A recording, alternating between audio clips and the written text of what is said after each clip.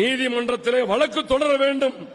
நீதிமன்றத்தை அவமதித்த பொய் செய்தியை சொன்ன அன்புமணி அவர்களை சிறையில் அடைக்க வேண்டும், சிறையில் அடைக்க வேண்டும்.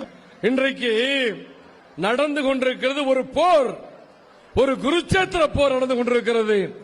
ஒரு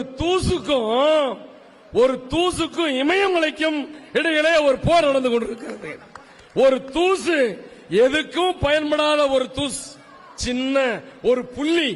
அந்த புள்ளி இன்றைக்கு மருத்துவர் ஐயா என்ற ஒரு இமயமலையோடு மோதுவதற்காக இன்னைக்கு பல திட்டங்களை, பல சதிகளை, பல துரோகங்களை, பல்வேறு விதமான கோடிகளை இறைச்சி இன்றைக்கு செய்து கொண்டிருக்கிறார்கள்.